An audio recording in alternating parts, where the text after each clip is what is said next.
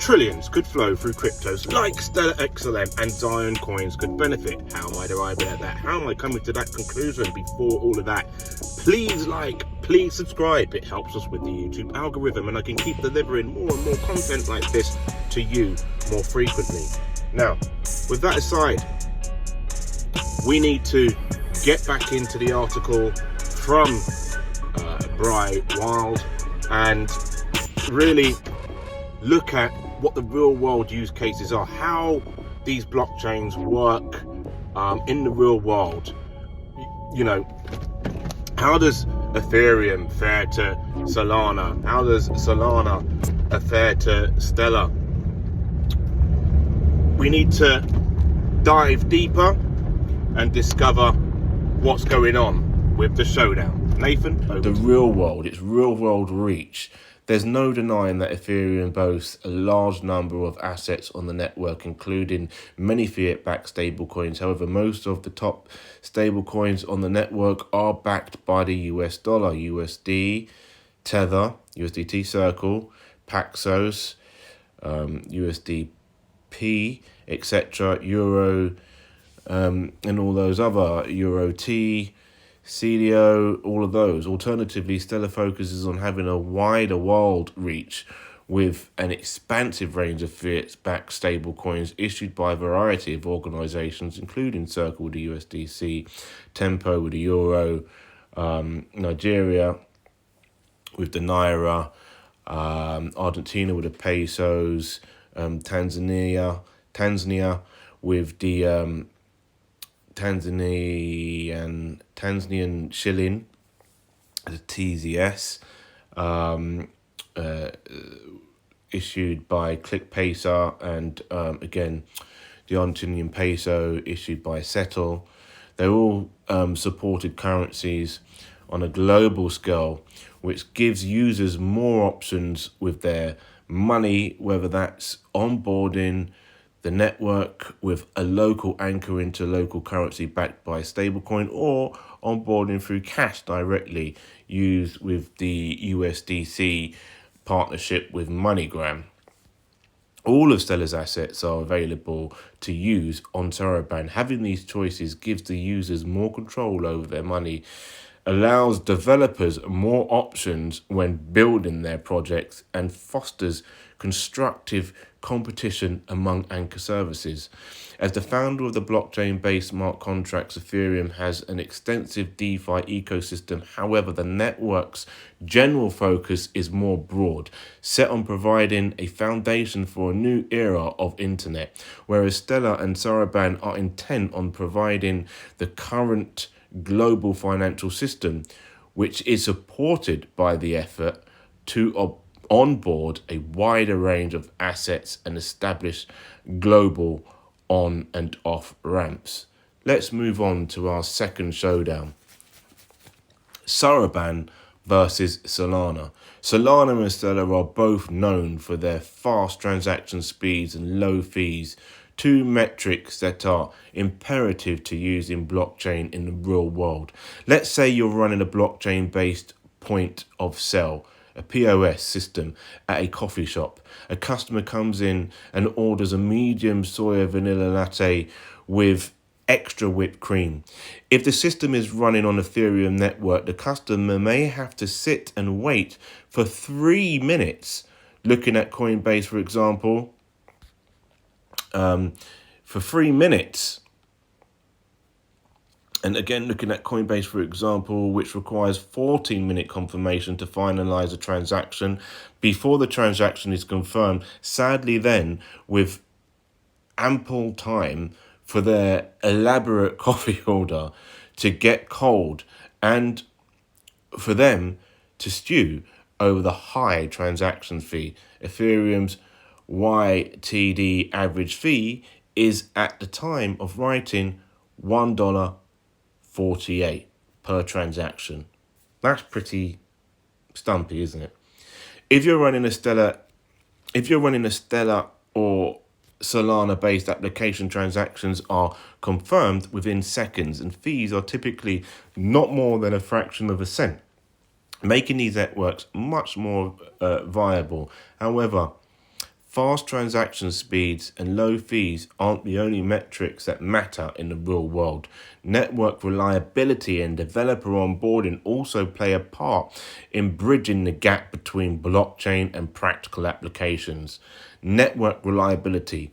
Let's take it back to our little coffee shop. It's a busy morning and there's a line outside the door filled with anxious customers looking for their morning fix. You're getting through the patrons as quickly as possible when suddenly an error image displays on the POS system saying that network is down and unable to process any transactions. There's no information as to what's happened or when it will be back up online, and now you have to break the news to the line of disgruntled people. It's not going to be a good look. Clearly Bitcoin, Ethereum, Solana, I read them. Solana network has experienced 10 major outages since its launch on the mainnet in 2020, with the most recent happening in February 23 for a total of 20 hours. That's not good for business. The cause is still unknown. This type of unreliability is not conducive to products functioning in the real world, especially when you're dealing with people's money. And because we still don't know what caused the incident, it's hard to say whether the issue was fixed or if it will happen again. Conversely, Stellar has had one network that halted since its inception of 2014, happening in 2019 for 67 minutes. The interruption was due to some errors in validator configurations, resulting in the network being unable to reach consensus. Stellar is designed to halt when faced with consensus uncertainty because financial institutes prefer downtime over inconsistent or false data. After that halt, ecosystem validators, including SDF, took deliberate steps to ensure this doesn't happen again, including technical changes to improve validator configurations, improved monitoring and alerts, and the codification of clear standards and best practices for validator operators. Although you can never completely guarantee reliability, just observing the history and showcasing Solana's instability compared to other networks, Solana is cheap, fast, and great for experimentation. But when you're thinking about blockchain-based financial applications actually being useful in the real world, you want something that's dependable and builds trust with your end user. Batteries included versus chewing glass.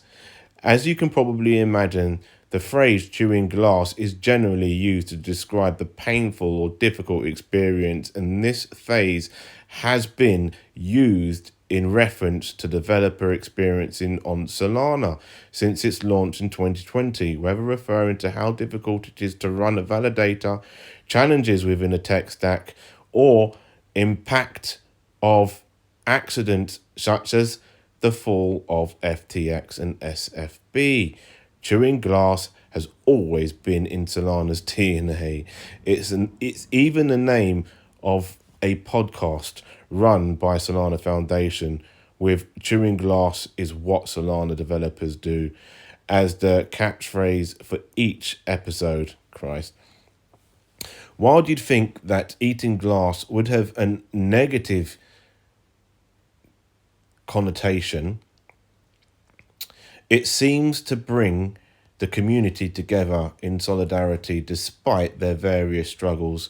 There's no denying that there's a lot of Solana pride in the ecosystem, which you can show by rocking Solana shoes or even a Solana phone.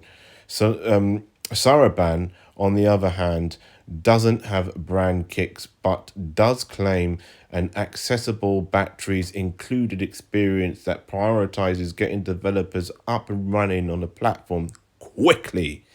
The goal is to provide the basic tooling necessary to make it easier for devs to focus on building their use cases. Features such as Soroban client side, a CLI, the Swiss Army knife for building smart contracts, token contract, a cheap and easy way to transfer tokens, WASM runtime environment, run smart contracts anywhere you can run WASM, and powerful authentication framework, all combined to a more seamless and user-friendly developer experience. Culture and community are important, and while Solana presents a frontline message of complexity and pain, Soroban aims for the opposite, creating an uncomplicated developer experience to help get applications built, tested, running, and contributing to the mission of equitable global finance access. The Showdown final. Ethereum, Solana, and Stellar have all transformed the blockchain landscape in their own unique way. Ethereum introduced smart contracts, Solana made them faster and cheaper, and with Soroban, Stellar is bringing their utility to the real world. Each network had its particular benefits and is paving the way for the future of decentralized applications. Soroban's inclusive and thoughtful technology choices, real-world reach and access, simplified developer experience, network reliability, and more make it a platform worthy of consideration for your blockchain-based project. As mentioned, Soroban is new and currently live on the testnet called FutureNet, working toward a successful launch, including building the tooling and resources needed to support future DApp developments. There are already some great projects lining the groundwork, and now is the perfect time to add to growing the ecosystem. If you're ready to dive into Soroban, consider submitting your project to the Stellar Community Fund or launching your Soroban education with Soroban Quest.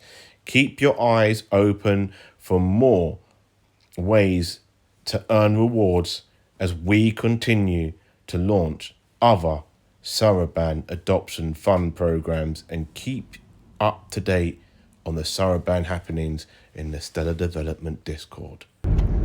That's great. Thanks for that, Nathan. And it's clear with Soroban, Stellar has a bright future. And with the WASM, Rust programming language working seamlessly together, the SDK and the Soroban client is going to make programming smart contracts quicker, easier, and simple. And really, you can use the to get started, to get an understanding. Even if you don't know the programming language Rust, you can start with the SDK. You can start with Stellar Quest. This will help you understand what the nuts and bolts are and how to piece things together.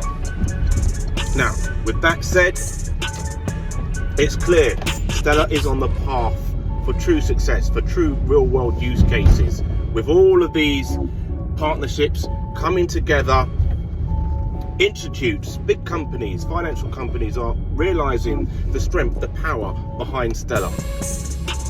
And guess what? Trillions will flow through cryptos like Stellar XLM, and Zion coins could benefit.